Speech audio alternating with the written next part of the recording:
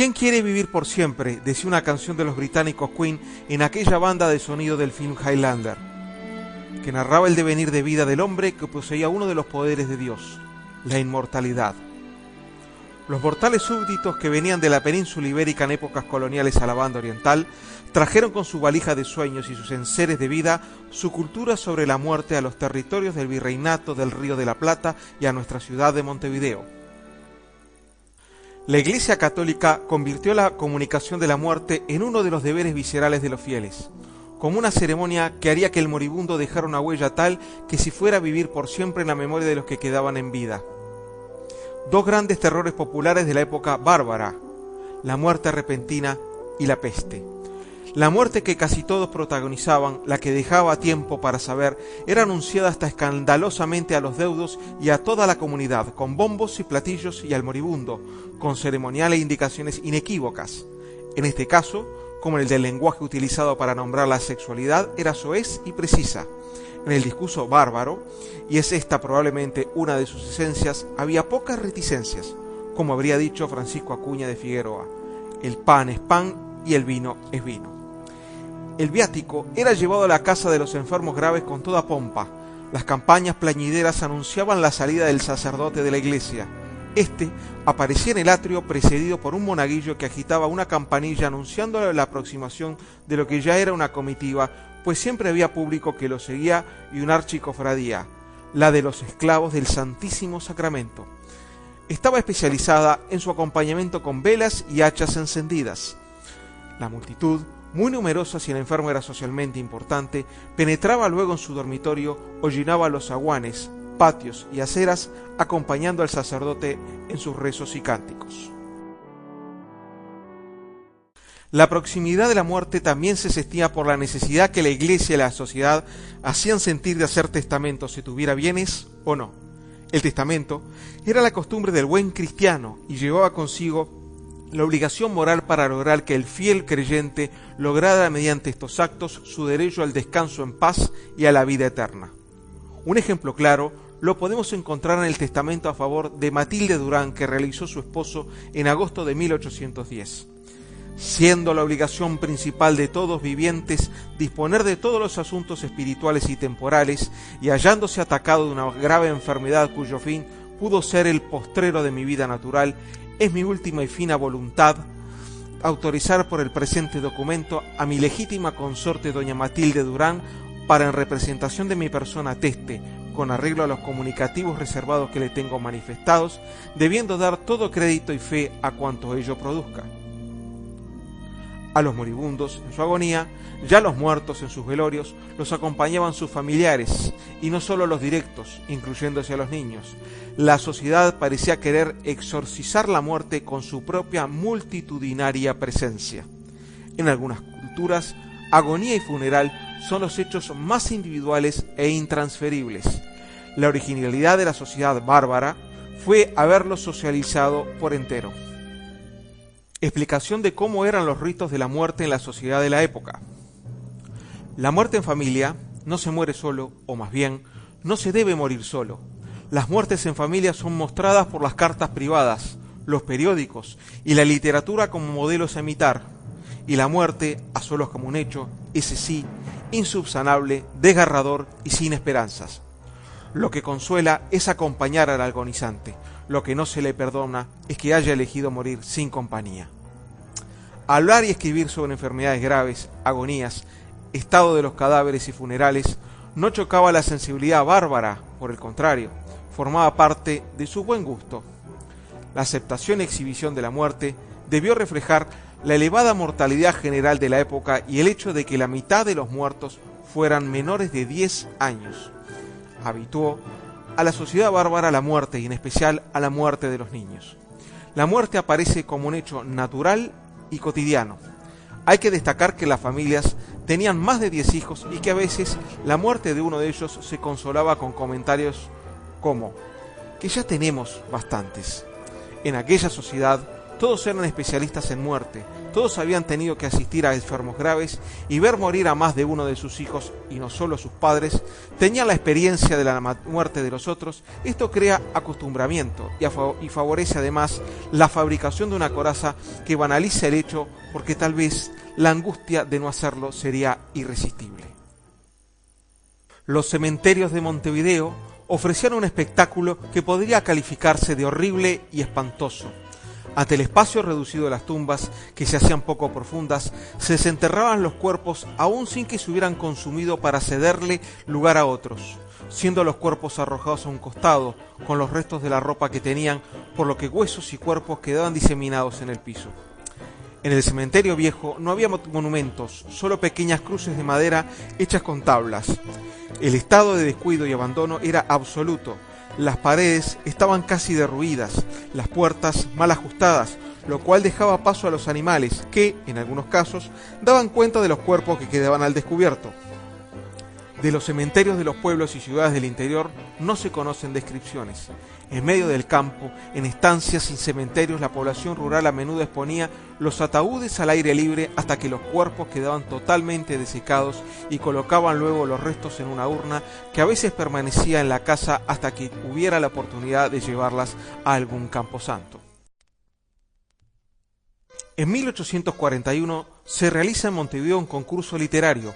Una de las obras que se presentan refieren al cementerio viejo. En ella, Rivera Indarte publica su poema Una noche en el cementerio.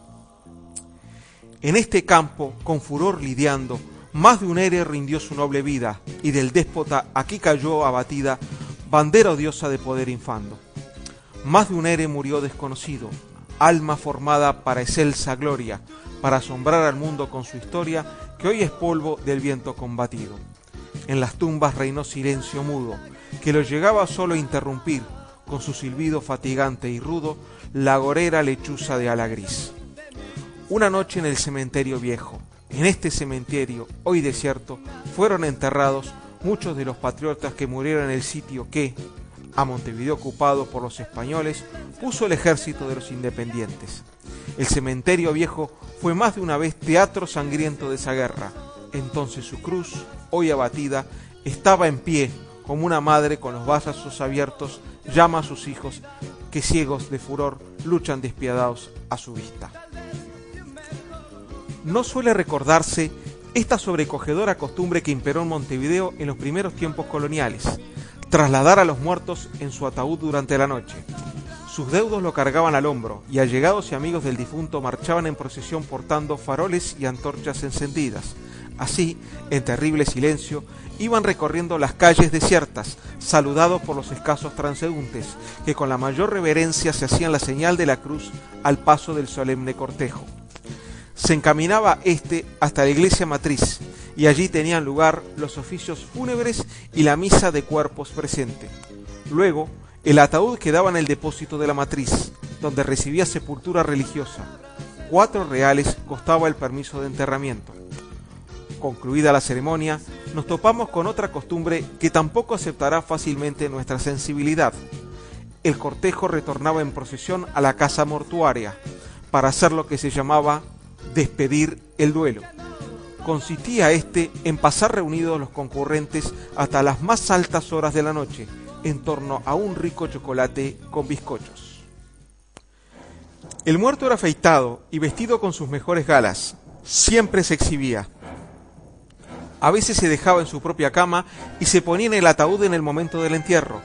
Otras veces ni siquiera se tapaba, simplemente se dejaba en una fosa. El servicio fúnebre en Montevideo era de carácter municipal y no particular, regulado por la Junta Económica Administrativa.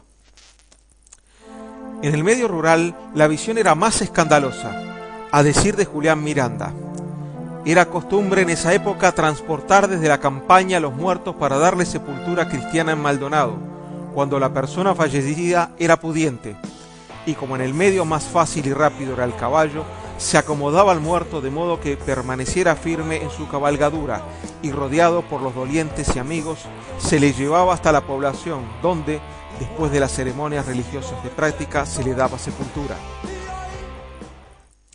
Las ceremonias de la muerte en la época bárbara llegaron a participar de casi todas las características de lo lúdico, tan predominante en aquella cultura. La muerte de los otros implicaba para sus deudos formas de la fiesta, el estar en comunidad y no solo, el ocio y no el trabajo, la abundante comida y no el ayuno, el abuso de la bebida y no la abstinencia, la exhibición y no el ocultamiento, en el caso del velorio de los niños, el baile y los requiebros amorosos, y no la quietud y el silencio y la contención impuestas al cuerpo y la sexualidad, y por fin, el nexo entre muerte y alegría, sobre todo durante el entierro del carnaval, y no la identificación absoluta de la muerte como lo majestuoso, lo triste y lo respetable, con una de las formas del poder. La mezcla de risa y muerte en hechos como el velatorio del angelito fue a la vez un exorcismo, una ceremonia propiciatoria destinada a ocultar la angustia que provoca la muerte y una destrucción despiadada de su poder, ya que solo su conversión, su objeto de irrisión, era capaz de liberar al pueblo del miedo a través de la risa. El niño, luego de bautizado, estaba más cerca de la inocencia que un adulto, y de ahí la equiparación que se hacía entre él y un ángel. El velorio del angelito era la representación de la salvación inmediata del niño muerto, la fe en que intercedería ante Dios por sus deudos y conocidos. Estas eran las razones que se daban para la aceptación de estas muertes, aceptación que se transformaba en festejo con baile. La transición de la barbarie a la civilización, según los conceptos de José Pedro Barrán. El pasaje de la barbarie a la civilización se ve reflejada en los monumentos funerarios. Se pasó de la ostentación de símbolos macabros como ser calaveras, tibias, lápidas que tenían hasta dibujos de gusanos, hacia un rechazo al principio lento, pasando a una representación con símbolos religiosos, ocultando el rostro de la muerte, representándose con la cruz. Esto ocurre luego de 1860. El cementerio nuevo, hoy cementerio central. La nueva intelectualidad y el patriciado republicano de la élite que gobernó los primeros años de la vida independiente del país buscó establecer firmemente los valores republicanos y el afianzamiento de los conceptos de sociedad civilizada con nuevos valores y gustos mucho más europeizados, alejándose así de la herencia colonial. Comienza a verse en el cementerio nuevo, inaugurado en 1835, un lenguaje artístico diferente, lápidas y monumentos funerarios con imágenes religiosas, construidos en mármol y no en madera, convirtiéndose el espacio funerario en un espacio de dignidad.